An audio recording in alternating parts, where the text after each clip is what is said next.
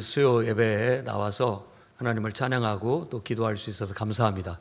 여러분, 바라기는 찬양을 더 힘있게 할 수 있기를 바랍니다. 인도자도 그렇고 반주자도 그렇고 좀 더 힘있게 해주시기를 바랍니다. 활기차게 찬양을 해야 됩니다. 여러분들도 따라서 부를 때 알든 못들든 또 힘있게 찬양을 부르시기를 바랍니다.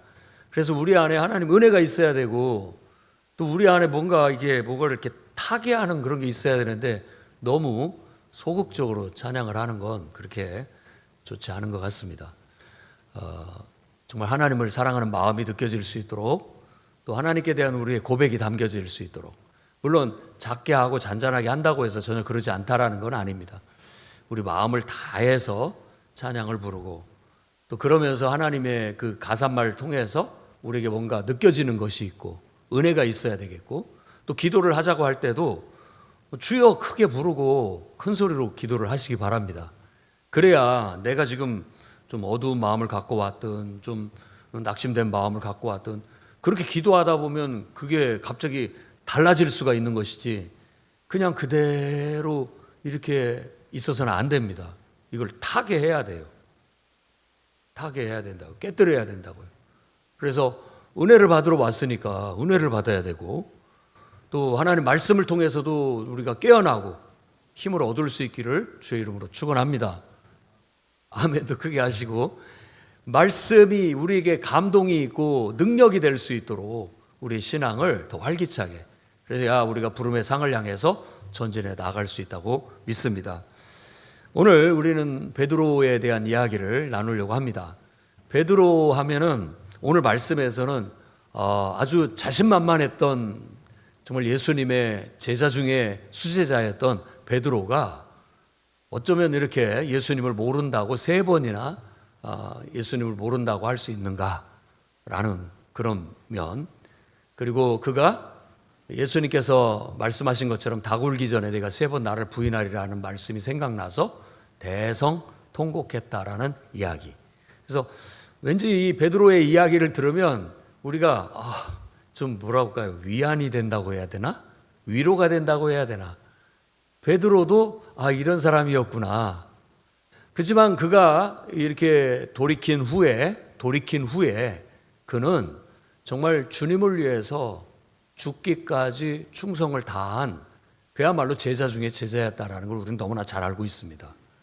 그리고 사도행전에 보면 베드로를 통해서 많은 하나님의 능력들이 나타났고요. 그러니까 하나님께 정말 주님의 제자로서 훌륭하게 삶을 살다가 네로 황제 때에 순교당한 것으로 그렇게 알려져 있습니다. 그가 순교당할 때 예수님이 십자가에 못 박혀 죽으셨는데 나도 이제 십자가에 못 박혀 죽은 걸 영광스럽게 생각했을 뿐만 아니라 나는 예수님보다 한참 부족한 자니까 나를 거꾸로 십자가에 매달아라라고 했다라는 말로 아주 유명한 사람이 베드로입니다. 그리고 지금 로마의 바티칸인가요? 성당? 그 성당이 이 베드로가 순교당했던 그 터 위에 세워졌다고 그렇게 알려지고 있습니다. 아무튼 교회 다니는 사람이나 안 다니는 사람도 베드로를 모르는 사람이 없을 만큼 그는 유명한 사람이고 우리에게 큰 감동을 주고 또 우리에게 신앙의 모범이 되는 사람 중에 하나임에는 분명합니다. 그렇지만 오늘 우리는 연약한 한 인간을 보게 됩니다. 아무리 훌륭한 제자도 연약한 한 인간이었다라는 거, 그리고 그 연약한 인간에게 하나님의 은혜가 필요하다는 거, 그래서 그가 은혜로 다시 재기할 수 있었다는 거, 회복할 수 있었다라는 것을 오늘 말씀을 통해서 우리가 나누고 크게 깨닫고, 우리의 신앙도 늘 연약함 속에 있지만 정말 하나님 은혜로 말미암아 다시 일어서고 또 일어서고 끊임없이 포기하지 않고 전진해 나가는 신앙이 될 수 있기를 주의 이름으로 축원합니다. 첫 번째 우리가 생각해야 할 것은 인간의 연약함입니다. 우리가 우리 스스로도 우리의 연약함을 인정할 필요가 있고, 하나님 없는 인간은 굉장히 연약합니다. 오늘 말씀을 보면 이 베드로가 예수님을 잡아가는 그 대제사장의 관정 앞에까지 따라갔어요. 그것만도 대단한 용기고 대단한 용기일 뿐만 아니라 굉장한 충성심입니다. 아무나 그렇게 못했어요. 어떤 제자들도 그렇게 못했습니다. 그러니까 이건 굉장히 훌륭한 거예요. 그런데 거기 가가지고 한 여종이 와서 너도 갈릴리 사람 예수와 함께 있는 사람 아니냐라고 묻자 모든 사람이 듣는 데서 손사래를 치면서 부인했어요. 아니다. 네가 무슨 말 하는지 나는 모르겠다. 네가 무슨 말 하는지 나는 모르겠다. 라고 그렇게 얘기를 해요. 그 다음에 또 다른 여종이 그를 보고 이 사람은 나사렛 예수와 함께 있었다라고 말하자 이번에는 맹세하면서 또 부인해서 나는 그 사람을 알지 못한다라고 했어요. 강도가 세져요. 처음에는 모든 사람 앞에서 뭔 말하는지 나 못 알아듣겠다라고 했는데 두 번째로는 맹세까지 하면서 난 그 사람 모른다라고 그렇게 얘기했어요. 세 번째 그 옆에 있는 사람이 또 물어봅니다. 너도 그 도당이다. 그러니까 예수당이다. 예수님 따라다니는 예수당이다 라고 묻자 저주까지 합니다. 이번에는 저주까지 하면서 맹세하여 이르되 나는 그 사람을 모른다 라고 그렇게 얘기했어요.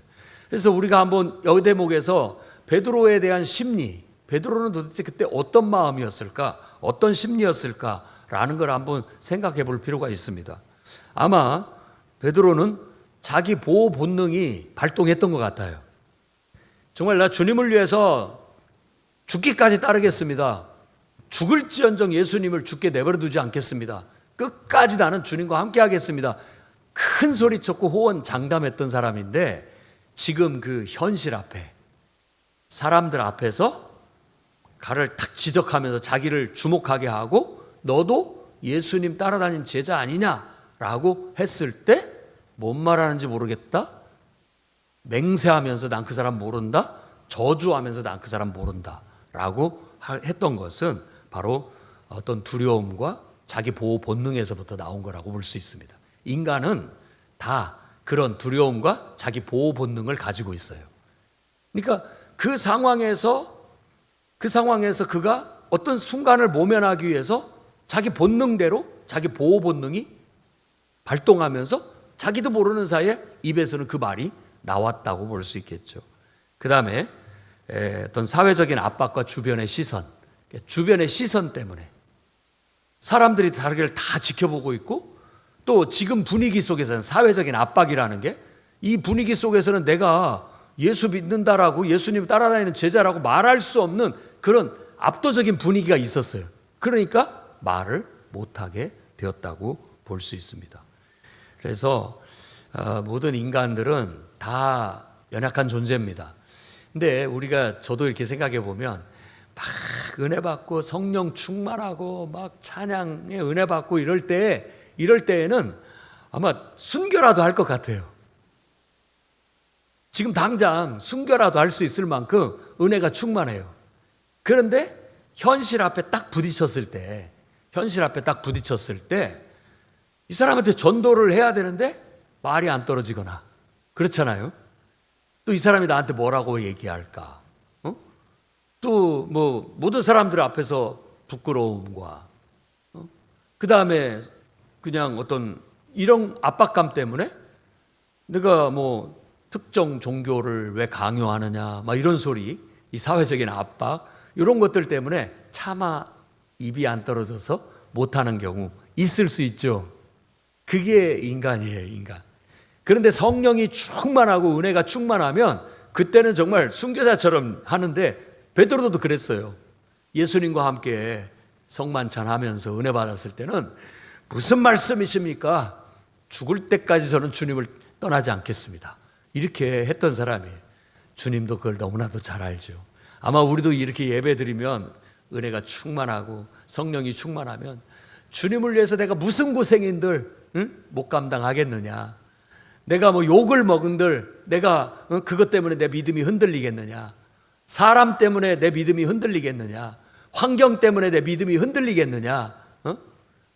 큰 소리를 치지만 정작 그런 문제에 부딪혔을 때 우리 인간의 연약한 본성은 취약해요. 취약해요. 그래서 뭐 교회 다니는 사람이 뭐 왜 그런 식으로 행동하냐 그런 말 들으면 낙심되고요. 기도도 안 되기도 하고 예배 드리고 싶은 마음도 없어지기도 하고 또 여러 가지 이해관계에 얽혀서 서로 막 다툼이 있고 갈등이 있고 그러면 대부분의 은혜는 다 사라지고 연약한 내 모습만 드러나게 되는 거예요. 그래서 우리는 늘 사도 바울이 말한 것처럼 내가 의롭고 내가 뭔가 더 올바르고 잘났다라고 생각하는 그 자만을 내려놔야 됩니다. 우리가 뭔가를 할 수 있는 게 아니에요. 사람으로 할 수 있는 건 안 됩니다. 하나님으로서만 가능해요. 그러니까 우리가 하나님의 임재가 없고 하나님이 나를 도와주지 않는 나는 늘 죄악에 취약하고 유혹에 취약하고 사람 눈치 보게 되고 그렇다는 거예요. 막 기도할 때는 막 오직 하나님 말씀대로 살고 말씀이면 죽고 하겠다라고 하지만 정작 사람 앞에 딱 서면 그 사람의 눈치를 봐요. 그리고 사람들의 시선을 의식하고 사회적인 체면을 의식하게 되면서 자기도 모르게 이 자기 보호 본능과 같은 우리의 본성이 발동을 하게 되는 걸 알 수 있어요. 그러면 어떻게 하면 이런 것들을 우리가 잘 누를 수 있느냐?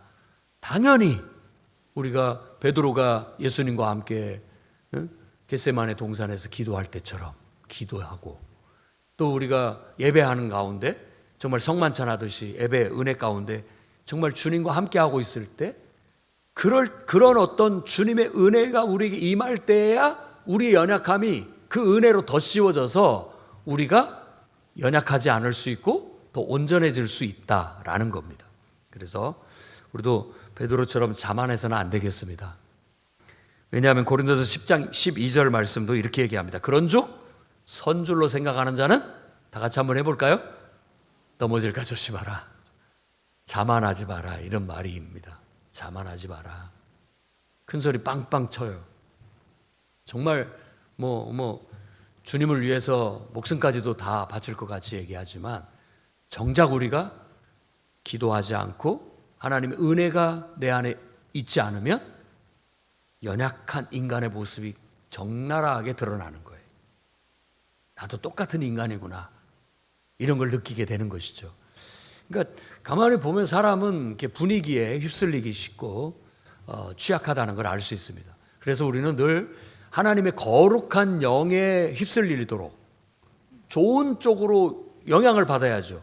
근데 나쁜 쪽으로 영향을 받게 되면 이기적인 인간의 본능과 욕심이 드러나게 되고 우리 안에 있는 악의가 드러나게 됨으로써 결국은 나의 인격이나 내 삶도 망치고 다른 사람에게도 또 해를 끼치는 그런 결과를 가져오게 돼요.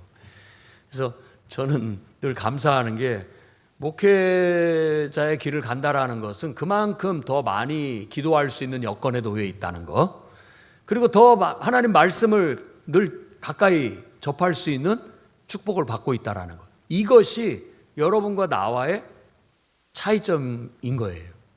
여러분들은 직장 생활하려 또 가정을 돌보려 여러 가지 복잡한 것에 얽혀서 그만큼 어떻게 보면 저보다도 더 많은 시간을 기도하지 못하고 더 말씀에 가까이 할 수 없는 그런 환경 속에 살아요. 그러다 보니까 세상에서 냉랭한 세상의 이기적인 그런 세상 풍토, 그리고 그 막 이해관계 따지는 세상 풍토, 옳고 그름 따지는 세상 풍토에 노출되다 보니까 여러분들도 그런 영향을 받게 되는 것이죠. 그런데 우리가 이렇게 예배 드리러 와서 예배를 드리고 찬양을 하고 또 기도를 통해서 영적 싸움을 싸우다 보면 다시 하나님의 은혜가 임하면서 그 은혜로 말미암아 이기적인 내 마음을 정화시킬 수가 있고 또 옳고 그름만 따지는 그 냉랭함을 더 따뜻한 은혜로 덮을 수가 있고, 그렇게 해서 우리가 조금 더 순화되고 더 정화되면 더 올바른 생각을 할 수 있고 더 올바른 판단을 내릴 수가 있게 되는 거예요. 그러니까 지금 이 베드로는 그 분위기에 지금 압도당하고 있는 거예요.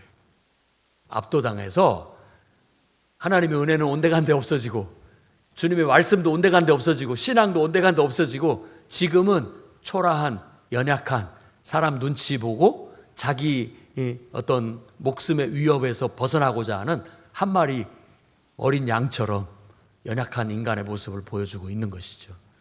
그러면서 자기가 큰 소리 쳤던 때를 생각하고 또 주님이 이렇게 될 거라는 걸 말씀하신 게 생각이 나서 대성통곡을 했어요. 그렇구나. 아마 뼈저리게 느꼈다고 생각을 합니다. 그렇구나. 나는 연약한 존재구나. 하나님이 나를 도와주시지 않는다면, 하나님의 은혜가 없다면 나는 아무것도 할 수 없는 연약한 존재구나 하는 걸 절실히 느꼈다고 생각해요. 우리도 오늘 이 말씀을 통해서 그걸 깨달을 수만 있다면 오늘 말씀이 아주 우리에겐 굉장히 큰 교훈을 주는 거라고 볼 수 있을 것입니다. 여러분, 혹시라도 너무 자만하는 사람이 있다면 여러분 힘으로 되는 게 아닙니다. 그게 하나님이 도와주셔서 그렇게 잘할 수 있었던 거예요. 하나님이 은혜를 베풀어 주시니까 되는 거예요. 근데 그걸 탁 걷어가 버리면요, 이렇게 세상에 압도당하는 연약한 한 인간일 뿐이에요. 그걸 아셔야 됩니다. 그리고 혹시라도 여러분이 지금 낙심해 있거나 좀 의기소침해져 있는 분들이 있다면 여러분 용기를 내십시오. 여러분이 하는 게 아니에요. 하나님이 하시는 겁니다. 내가 하는 게 아니에요. 하나님이 하시는 거예요. 그러니까 그 낙심된 상황, 의기소침한 나의 연약함을 가지고 우리는 주님 앞에 나아가야 되는 거예요. 그리고 주님을 붙잡고 의지해야죠. 가서 주님 도와주세요. 불쌍히 여겨주세요. 주님이 돕지 않으신다면 저는 아무것도 할 수 없는 연약한 존재에 불과합니다. 저기 긍휼히 여겨주시고 은혜를 베풀어 주십시오 라고 함으로써 우리는 우리의 약한 데서 하나님의 능력이 강함을 더 돋보이게 할 수 있는 도구로 쓰여질 수 있는 거예요. 그게 하나님의 은혜라고 했어요. 사도 바울도 그걸 절실히 깨달았습니다. 그가 율법의 최고의 학문을 가지고 기고만장했을 때는 오히려 하나님을 대적하고 있었어요. 그런데 그가 완전히 낮아지고 정말 내가 하나님을 대적하고 있었구나라는 죄인됨을 깨달았을 때 비로소 하나님이 그를 들어 쓰시게 된 거예요. 모세도 그렇지 않습니까? 모세도 기고만장했을 때는 그냥 막 자기 혈기로 사람 하나 때려 죽인 거예요. 그런데 그것뿐 더 뭘 할 수 있었습니까? 그러니까 광야로 내쫓겨서 40년 동안을 낮아지게 하신 거예요. 그때에서 하나님이 비로소 그를 들어 능력을 나타내서 홍해를 가르고 놀라운 기적과 능력이 나타나는 주님의 일꾼으로 쓰실 수 있었다는 거예요. 우리도 이런 영적 원리를 깨달아야 됩니다. 자만하지 말자. 내가 하는 게 아니다.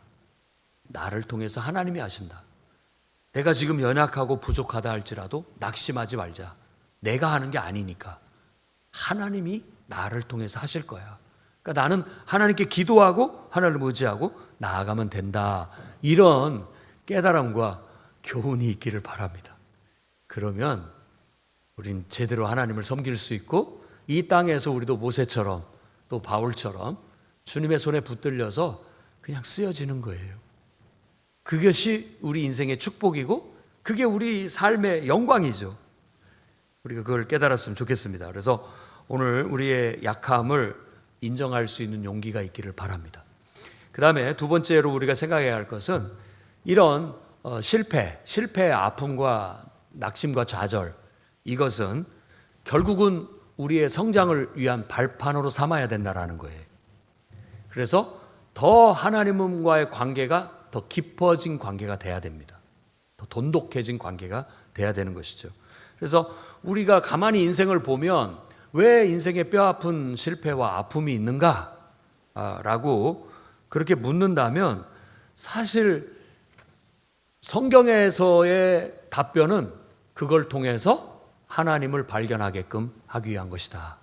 너 자신을 알 뿐만 아니라 하나님을 만나도록, 하나님을 배우도록, 하나님을 섬기는 것을, 하나님을 의지하는 법을 배우도록 하기 위한 것이다 라고 성경은 우리에게 조심스럽게 얘기를 해주고 있습니다. 그래서 우리 모두가 항상 어떤 그런 실패나 좌절 앞에서 하나님과의 관계를 바로 해야 돼요. 그럴 때 우리는 하나님과 나와의 관계는 하나님은 나의 창조자이시고 나는 그의 피조물이다 하는 관계, 그걸 다시 정립하게 돼요. 그리고 그분은 나의 구원자고 나는 죄인이라는 것을 다시 그 관계가 정립되게 돼요. 그리고 그분은 나의 인생의 주인이시고 나는 그분의 종이다 라는 관계가 다시 더 분명해지게 되는 거예요. 그러니까 이런 흐지부지 되었던 하나님과의 관계가 더 탄탄하게 세워지게 되는 거예요. 그러면 나중에는 어떻게 되냐? 주님의 나는 동역자 관계가 되거나 주님의 일꾼이 되어져 있는 거예요. 그 관계로 쓰게 되는 것이죠. 그래서 우리 인간이 강하다, 담대하다, 인생이 힘이 있고 튼튼하다라는 것은 우리가 하나님과의 관계가 튼튼하다는 것이고 하나님을 통해서 나의 존재 자체에 가치가 있다라는 것이고 그 확립된 관계 속에서 내가 내 나름대로 하나님을 위해서 귀하게 능력 있게 쓰임을 받고 있다라는 거예요. 여러분의 인생은 하나님께 쓰임 받는 것이 성공입니다. 여러분의 직장을 통해서 또 여러분이 가정을 통해서 하는 모든 일들을 통해서 우리가 하나님께 쓰임 받고 있는 거예요. 그게 내 사명인 거예요. 그 사명을 하나님께서 나를 통해서 이루시는 거예요. 그런 관계를 더 명확하게 다시 재정립하고 그 관계성 위에 내 인생을 똑바로 세우게 하기 위해서 하나님은 이런 실패와 시련의 아픔을 주신다라는 거예요. 그래서 베드로도 이 아픔과 시련을 통해서 더 주님과의 관계가 더 돈독해질 뿐만 아니라 믿음이 더 견실하게 세워져서 주님 말씀이 나중에 네가 돌이킨 후에 제자들을 네가 좀 챙겨줘야 되겠다. 다른 제자들을. 이런 부탁까지 할 정도로 그는 결국은 신뢰받는 주님의 제자가 될 수 있었던 것입니다. 그러니까 우리도 이런 어떤 아픔과 시련, 낙심과 좌절, 실패 앞에서도 포기하지 않고 정말 하나님을 통해서 하나님과의 관계가 더욱더 바르게 정립이 되게 된다면 누구보다도 더 능력 있고 훌륭하게 힘 있고 능력 있게 쓰임받는 일꾼이 될 수 있다라는 기대와 희망을 가질 수 있기를 바랍니다. 그 다음에 세 번째로 우리가 생각해야 할 것은요, 하나님의 은혜, 이걸 떠나서는 우리가 아무것도 할 수 없습니다. 하나님의 은혜, 우리의 약한 가운데, 우리의 부족한 가운데 베풀어 주시는 하나님의 은혜, 이걸 믿고 그걸 믿고 나아가시기를 바랍니다. 우리가 전진할 수 있는 힘은 하나님의 은혜인 거예요. 내 안에 선한 게 있는 게 아니에요. 내가 어떤 탁월하게 잘난 것이 아니에요. 하나님의 은혜인 것이라는 걸 알아야 되겠습니다. 그래서 늘 하나님의 은혜를 믿고 사모하고 그 은혜를 힘입어서 그걸 동기로 해서 모든 일을 힘있게 해나가고 또 하나님의 능력을 힘입어서 주의 일을 해나가는 법을 익히시기 바랍니다. 우리는 성령이 역사하고 있다는 걸 믿습니다. 아멘. 우리 안에 지금 성령이 계셔요. 지금 이곳에도 주님의 임재가 있어요. 주의 성령이 이곳에 임하였습니다. 여러분 속에 하나님의 성령이 임하여서 역사하고 있어요. 성령이 여러분에게 지금 어떤 말씀을 주시고 또 성령이 여러분에게 어떤 생각을 주시고 또 성령이 여러분들을 막 충동하고 또 영향을 줘서 뭔가를 하게끔 만들어주고 있어요. 그 성령의 도움을 받아서 우리가 하는 것이지 원래 내가 하는 게 아니에요. 저도 가만히 보면은 연약한 자입니다. 그러니까 하나님의 은혜가 없으면 연약해요. 쉽게 절망하고 쉽게 좌절하고 쉽게 포기하고 그리고 그냥 자격지심 이런 거에 빠지기도 쉽고 우울감에 빠지기도 쉽고 그런 연약한 존재예요. 그런데 내가 하나님 말씀을 읽고 찬송을 부르고 기도하고 예배를 드리고 이러다 보면 그런 생각이 싹 사라져요. 싹 사라진다고요. 그리고 나는 하나님의 사랑받는 자녀다. 하나님이 나에게 너는 내가 택한 나의 종이다. 내가 너에게 그 일을 명했다. 너는 내가 시킨 일을 충실되게 잘해라. 누가 뭐라고 하든지, 누가 너를 비난하든지 낙심하지 말고 두려워하지 말고 내가 너에게 시킨 일만 충실히 해라. 이런 말씀을 주시는 거예요. 그러니까 그것 때문에 내 구겨진 자존감이 다시 일어서게 되고 잃었던 용기를 다시 되찾게 되는 것이죠. 정말 우리가 이렇게 위축되었을 때는 세상이 너무 무서워요. 세상은 거인같이 보이고 나는 그 앞에 메뚜기 같아가지고 정말 왜소하고 쓸모없는 존재 같고 너무나 연약한 존재처럼 느껴지는 거예요. 그런데 하나님이 오셔서 내게 말씀을 주시고 너는 내 종이다. 내가 너를 통해서 내 능력을 나타내고 너를 통해서 내 일을 하겠다라고 하셨을 때는 내가 어느 순간 정말 하나님의 크심처럼 내가 크게 느껴지고 그리고 세상은 메뚜기처럼 작게 보이는 거예요. 세상 문제는 메뚜기처럼 작은 문제로 보여지게 되는 거예요. 그러니까 담대해지고 용감해져서 주의 일을 할 수 있는 것이죠. 하나님은 우리 모두가 그런 믿음으로 살기를 바라고 계십니다. 오늘 정말 하나님의 성령의 충만함을 다시 받고 오늘 말씀을 통해서 여러분들이 힘을 내서 베드로가 정말 자신의 연약함을 깨달은 것처럼 우리도 우리의 연약함을 깨달읍시다. 그리고 절대적으로 하나님의 은혜가 필요하다는 것, 하나님께 도움을 구합시다. 하나님의 도움을 구해야 됩니다. 그래서 늘 하나님께 도움을 구하는 기도 생활, 그리고 말씀을 통해서 힘을 얻고 용기를 얻는 말씀 생활, 예배를 통해서 성령의 충만함을 받고 성령의 능력을 힘입어서 살아가는 이런 삶의 훈련을 통해서 어떤 어려움과 난관 앞에서도 굴하지 않고 좌절하고도 낙심하지 않고 당당하게 정말 주님의 일을 펼쳐나가면서 전진해 나가는 저와 여러분이 되기를 주의 이름으로 축원합니다. 기도하겠습니다. 거룩하신 주님, 오늘도 하나님의 말씀을 붙잡고 기도하기를 원합니다. 먼저 우리의 한계와 부족함과 연약함을 주님 앞에 고백합니다. 주님의 은혜가 아니면 우리가 바로 설 수 없고 하나님이 우리와 함께 하시지 않는다면 우리는 온전할 수 없음을 너무나도 잘 알고 있습니다. 베드로의 모습을 통해서 우리가 잘 깨달았습니다.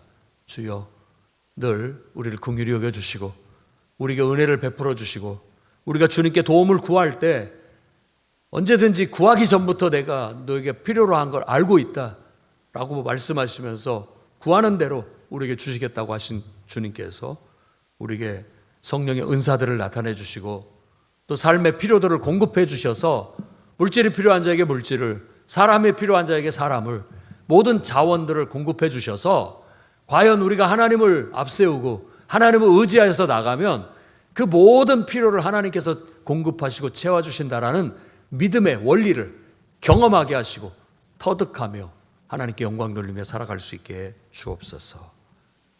이 시간도 오늘 말씀을 붙잡고 기도할 때 성령 충만하게 하시고 기도를 통해서 깨어나게 하시고 믿음이 더 일치월장하며 성장하고 발전해 나가게 주옵소서. 예수님 이름으로 기도합니다.